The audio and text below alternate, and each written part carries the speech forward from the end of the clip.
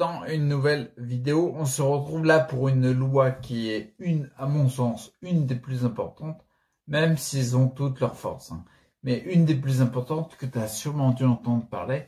Et on va prendre le temps de la décortiquer un petit peu, de l'expliquer précisément, d'accord? Je veux te parler de la loi de l'Hormèse. La loi de l'Hormèse, c'est un indispensable si tu veux tendre vers plus de santé.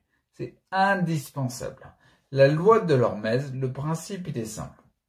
Le principe, la loi, c'est tout être vivant face à un stimuli stressant, ne dépassant pas sa capacité d'adaptation, d'accord, voit celle-ci s'améliorer avec la phase de repos suivante. Tout ce qui est entre les virgules, c'est important. Tout être vivant face à un stimuli stressant, ne dépassant pas sa capacité d'adaptation, voit cette dernière s'améliorer avec la phase de repos suivante. Les éléments importants, c'est face à un stimuli stressant. Là, moi, ce que j'aime bien, ce que je veux mettre en avant, c'est que le stress, des fois, on est péjoratif avec lui, il est ni bon ni mauvais. Il est ce qu'il est, et il va être adapté en fonction de la capacité d'adaptation de chaque individu, d'accord? Si le stress, il est très en deçà de ta capacité d'adaptation, il va y avoir quasiment aucun impact. S'il est en deçà, mais à la limite de ta capacité, tu vas grandir de ça. S'il dépasse ta capacité d'adaptation, il va être délétère, d'accord? Et ça permet de grandir. Je vais te prendre un exemple pour être plus parlant. Un exemple qui vient à l'esprit, c'est le kickboxer. Un kickboxer, les gars à l'entraînement, en fait, ils donnent des coups de tibia dans des poteaux. Tu vas me dire, ça n'a aucun intérêt. Non, ils viennent stimuler la loi de l'Hormèse. Ils mettent des coups de tibia, pas des coups de pied, des coups de tibia dans les poteaux, donc dans un élément très très dur. Ils ne vont pas jusqu'à se casser le tibia. Ils créent ce qu'on appelle des micro-fractures sur le tibia, d'accord? Du coup, ils ne dépassent pas leur capacité d'adaptation et du coup, grâce à l'Hormèse, en fait, ils se renforcent.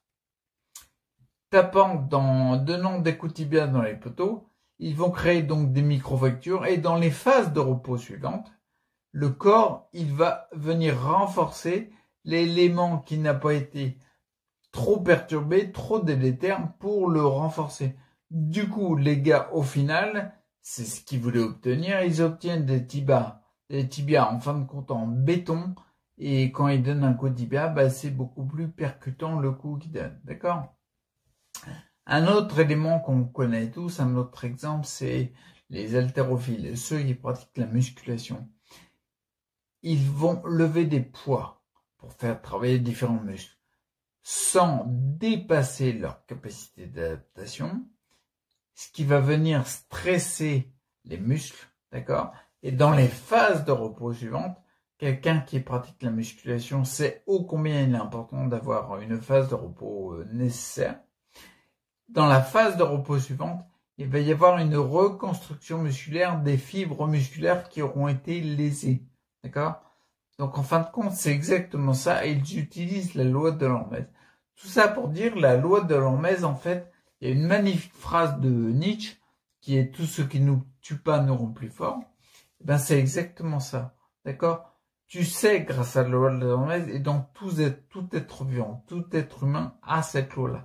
Ça veut dire que en toi, il y a un élément qui fait que, cette fameuse loi qui fait que tu sais pertinemment que si tu te stresses sans dépasser ta capacité d'adaptation, tu vas grandir de ce stress, d'accord? Tu pourrais y faire face plus fortement, tu vas te renforcer. Et là où je veux mettre un point important, c'est que tu te renforces pas que physiquement. Bien sûr, en exemple, j'ai pris le kickboxer et le praticien de musculation. Là, on est dans la partie physique. Tu vas pas te renforcer que physiquement, ça peut être dans d'autres domaines. Par exemple, tu vois, les tendances, les traits de caractère, les habitudes délétères qu'on a, J'avais noté aussi, ah oui, par exemple, dans mon exemple, tu vois, je parle de traits de caractère, de tendance, c'est que dans mon exemple, tu vois, je me suis rendu compte, moi, ça fait longtemps que je travaille grâce à cette loi de l'Hormèse. Dans mon exemple, en fait, dans ma situation, tu sais que j'ai beaucoup de symptômes. J'ai été diagnostiqué sclérose en plaques primaire progressive, ok. Il y a des symptômes qui sont lourds. Je suis resté bloqué fin 2016, j'étais resté bloqué dans mon lit 3 mois sans pouvoir aller aux toilettes. J'ai réussi à aller aux toilettes à partir de début janvier 2017. Ce que je veux dire par là, c'est que mes symptômes, ils sont costauds. Je suis pas en train de mettre en avant sur le fait que c'est les plus importants du monde, non, peu importe. Chacun sa croix. Mais j'ai utilisé la loi de l'Hormèse en stimulant ma tendance à être, comment dire, j'ai cherché à me renforcer par rapport à ce que je vivais. Donc, comme je te le disais dans mon exemple, j'ai appris à aimer le mieux possible ma situation telle qu'elle est. D'accord? Et tu vois, et j'ai renforcé ce trait de caractère-là, qui est en fin de compte d'aimer vraiment ma situation au mieux possible. Parce qu'en fait, je me suis dit, à un moment, je me suis dit, si j'aime pas ma situation, ça va être très difficile à vivre. Si par contre, je l'aime carrément, c'est-à-dire, bah oui, je l'aime carrément, en fait, ça va devenir moins difficile. Et j'ai renforcé grâce à l'Hormèse, c'est-à-dire qu'à toute situation, quand j'avais une difficulté, quand j'avais, tu sais, t'as le moral qui descend et tout, face à des symptômes différents, je cherchais à tout le temps, en fin de compte, voir le positif et tout. On va rentrer plus en détail là-dedans quand je te parlerai de la loi suivante. Mais ce que je veux dire par là, ouais, pour illustrer, si j'avais pas pris du temps pour me renforcer grâce à la loi de l'Hormèse, bah aujourd'hui, tu vois, c'est bien. Mes symptômes changent. Mais aujourd'hui, c'est pas encore tout à fait clair, mais quasiment, j'échangerai ma place pour un moment, quoi. Ça me convient très bien. Ce que je veux dire par là, ce que je veux mettre en évidence, c'est que tu peux renforcer autant le physique que le psychique, des traits de caractère, des habitudes, etc. Et ça, je pense que on le met pas trop en avant dans la loi de l'Hormèse. Bien sûr, on voit l'augmentation de la résistance des organes, l'augmentation, tu vois, des muscles qui grandissent, mais on oublie un petit peu le côté renforcement des éléments psychiques, d'accord? C'est un élément qui est très important, je pense. Donc la loi de l'Hormèse, elle t'aide aussi bien dans le physique que le psychique, d'accord? Les avantages de la loi de l'Hormèse, c'est simple. Les avantages, le premier, c'est peu importe ton stade, peu importe là où tu en es, peu importe. C'est comment dire? Tu vois, par exemple, moi je le vois, ma tenue du bus au niveau musculaire, elle reprend il y a plus de tenue. J'arrive à tenir mon buste un peu plus droit, quasiment sans m'aider des bras et tout, parce que il y a quelques semaines, si je me tenais pas avec les bras, je tombe direct, d'accord? C'est encore le cas aujourd'hui, mais moins. Ce que je veux dire, c'est quel que soit le stade. Bien sûr, quelqu'un qui fait des abdos depuis des années et qui a une tablette de chocolat sur le ventre, il va pas faire les mêmes exercices que moi, d'accord? Et forcément, les exercices se seront adaptés pour lui, autant que pour moi, en fonction des exercices, à notre capacité d'adaptation, d'accord? Le but du jeu, c'est de venir stressé, tu vois, vraiment stressé, un stimuli qui te stresse sans dépasser tes capacités à toi, personnelles. Donc du coup, un des gros avantages, c'est peu importe là où tu en es, tu peux faire un exercice qui vient stimuler sans dépasser la capacité. Peu importe que tu sois pour les muscles, pour l'exemple, que tu sois quelqu'un qui a des des biceps, des tours de bras de 35-40 cm, c'est énorme, ou 4, tu peux faire quelque chose qui ne dépasse pas ta capacité d'adaptation pour te renforcer, d'accord? Et tu vas grandir pas à pas, pas après pas, d'accord? C'est un point très important, je pense. Et tu vois, quand je te dis peu importe le stade et qu'on peut faire aussi bien le physique que le psychique, on ne sait pas ce qui est possible ou non au fond. Je vais te prendre un exemple. Par exemple, si tu prends Claude Pinault. Claude Pinault, il a été atteint du syndrome de Guillain-Barré. C'est à peu près l'équivalent de... C'est une destruction de la myéline, c'est un peu comme la sclérose en plaques. Bref, le fait est qu'il était tétraplégique complet. C'est-à-dire les 4 membres, il ne pouvait pas les bouger. Bras, jambes, doigts, mains, pieds, enfin tout, la totale, d'accord? Les membres dans leur ensemble. Bien sûr, on lui a dit qu'il fallait qu'il s'habitue au fauteuil roulant, qu'il ne marcherait pas, etc. Ok. Lui, il a stimulé la loi de l'Hormèse par des actes répétés et progressifs. On en parlera dans la vidéo suivante. Mais il a stimulé la loi de l'Hormèse et à sa hauteur, c'est ça que je voulais illustrer, à sa hauteur, il a fait des exercices qui ne dépassent pas sa capacité d'adaptation. Bien sûr, il n'a pas fait de la musculation parce qu'il ne bougeait pas les membres. Mais tous les jours, il s'est, il a travaillé pour venir stimuler l'envie de bouger un doigt. Alors tu vas me dire, oui, mais c'est rien. C'était, lui, à son niveau, c'était énorme. Et l'envie de bouger un doigt, il a mis octobre, novembre, décembre, janvier. Il a mis 7 mois, mais il a mis 7 mois il a bougé un doigt. C'était, tous les spécialistes disaient que c'était impossible. D'accord? Mais s'il a réussi, c'est bien parce qu'il s'est appuyé sur la fameuse loi de l'Hormèse. Et puis, ce qu'on verra dans l'autre vidéo, en faisant des exercices à la hauteur de ce qu'il peut faire. Et au début, à la hauteur de ce qu'il peut faire, c'était essayer de lever le petit doigt même si ça bougeait pas. Donc si lui, il est capable d'avoir trouvé des exercices qui stimulent sans dépasser la capacité, on peut tous le faire. Il était tétraplégique complet. D'accord ?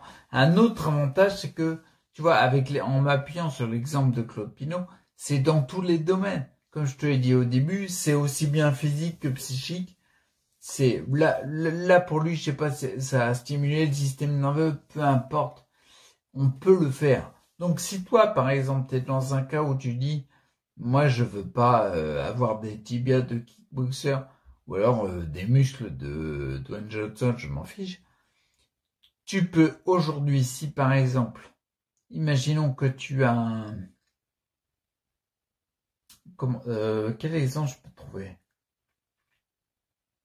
Je vais m'appuyer sur moi, ce que j'ai travaillé. Ouais, par exemple, tu vois, dans les premiers temps, il y a longtemps, c'était fin 2016. Hein. Dans les premiers temps, quand je me rendais compte que je bougeais pas dans mon lit, qu'on était obligé de me donner à manger, que je pouvais pas aller aux toilettes, enfin bon, bref, j'arrivais plus à tenir assis et tout. C'était vraiment difficile.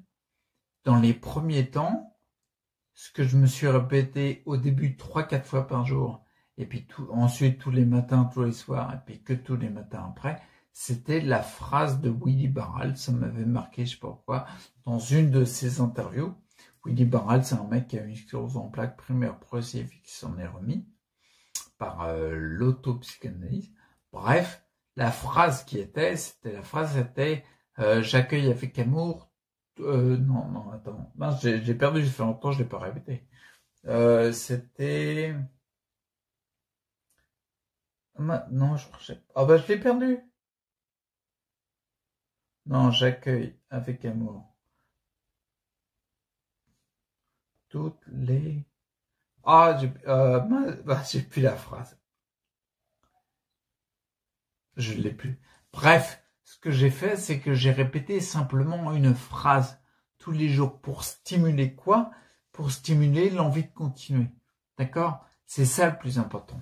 Si je me rappelle de la phrase, je te le dirai, mais tu vois ce que je veux dire, c'est que on n'est pas obligé de faire un exercice physique très difficile. Le but du jeu, en s'appuyant sur la loi de L'Hermite, c'est de faire un exercice quel qu'il soit, même si c'est juste se répéter une phrase. Si on peut faire ça, uniquement ça, faire un exercice répété qui ne dépasse pas notre capacité d'adaptation, d'accord? C'est hyper important. Je me rappelle plus la phrase, ça va m'énerver ça. Ouais, c'est pas grave. Bah tiens, tu vois là par exemple, je pourrais faire un truc, m'appuyer sur la loi de L'Hermite pour pas m'énerver juste pour une phrase. Donc je ne vais pas m'énerver pour une phrase. D'accord? On peut utiliser, c'est le deuxième gros avantage, c'est qu'on peut l'utiliser dans tous les domaines. Et la deuxième vidéo qui vient après, c'est pas pour rien que je t'ai mise après, on verra plus en détail pour mettre en application la loi de L'Hermite, s'appuyer dessus et comment dire, apporter une pratique à ça pour multiplier les effets, d'accord? Donc du coup, le truc que je vais dire aussi, c'est que le secret, il est simple, bien un secret derrière ça, c'est que en effet, quand tu dis, bah oui, la loi, c'est sans dépasser la capacité d'adaptation, mais moi, concrètement, comment je trouve la limite? C'est difficile.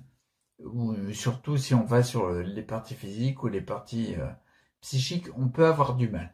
Donc le secret, c'est d'être contraignant. Je vais m'expliquer. Il y a des choses que tu fais, quel que soit le domaine, qui sont faciles pour toi. Il y a des choses qui sont contraignantes, qui te demandent un petit effort. Et il y a des choses qui sont carrément démotivantes. Donc là, on est au-dessus.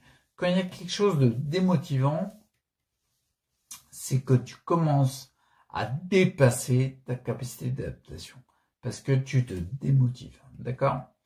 Quand c'est contraignant, c'est un peu en dessous, c'est on vient flirter avec la limite de la capacité d'adaptation. D'accord? Et je vais l'illustrer pour que tu comprennes mieux. Et quand c'est facile, c'est qu'on est largement en dessous.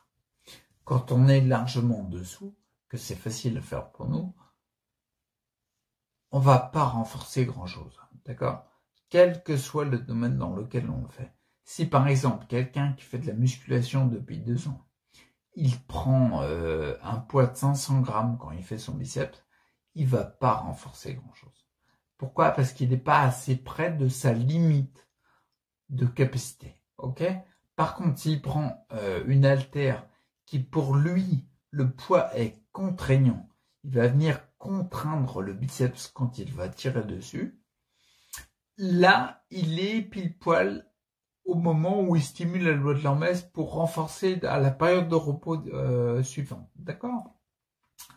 S'il est au-delà, qu'il prend un poids qui est beaucoup trop lourd pour lui, il va peut-être le faire un peu, mais il va se démotiver très rapidement. D'accord? Donc là, on dépasse. Et le secret, c'est ça, c'est de trouver la limite de la contrainte sans que ce soit facile ni démotivant. D'accord? Un exemple que je voulais te prendre, voici. Oui, l'exemple qui me venait à l'esprit, c'est par exemple, et c'est comme ça qu'on grandit en fait. Regarde, par exemple, quelqu'un qui veut faire une recette de cuisine. Au début, il connaît rien du tout. Si la recette est trop compliquée, demande trop de compétences qu'il n'a pas encore, il va se démotiver et il va laisser tomber. Par contre, s'il prend une recette qui va le contraindre un peu, qui va le contraindre à développer certaines compétences qu'il n'a pas encore, mais pas assez, qui lui demande de ne pas assez de contraintes pour le démotiver, d'accord? Et ben c'est là qu'en fin de compte, il va faire la recette de cuisine. Au début, il va suivre à la lettre tout ce qui est marqué dans le bouquin. Et puis plus il va la faire, moins il aura besoin de regarder le bouquin et plus il va être à l'aise. Il aura renforcé sa capacité, sa compétence. Et là, on n'est pas sur le physique, d'accord? Et si bien sûr, pour finir, s'il avait choisi une recette qui était beaucoup trop facile par rapport à ses compétences, bah, il n'aurait rien renforcé, d'accord? Très important. Oublie pas, le secret, c'est ça, c'est trouver la contrainte. Quel que soit le domaine dans lequel tu veux stimuler ta loi de L'Hermite pour augmenter ta capacité, il faut que tu cherches la contrainte. ni facile parce que tu vas rien développer, contraignant, tu vas développer, et démotivant, tu arrêteras, ça va dépasser ta capacité. D'accord? C'est très important. Et là, maintenant, il me reste à te dire pour cette vidéo, je t'invite grandement à te dire qu'est-ce que je souhaite renforcer dans n'importe quel domaine.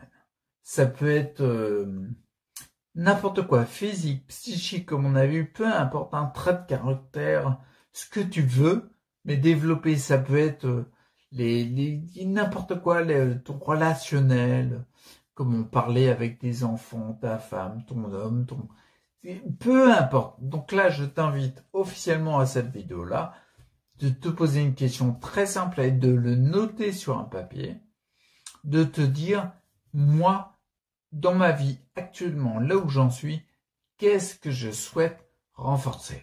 D'accord? Fais l'outil, note-le et on verra la suite dans la prochaine vidéo. Ok? Moi, je te dis à bientôt. Ciao.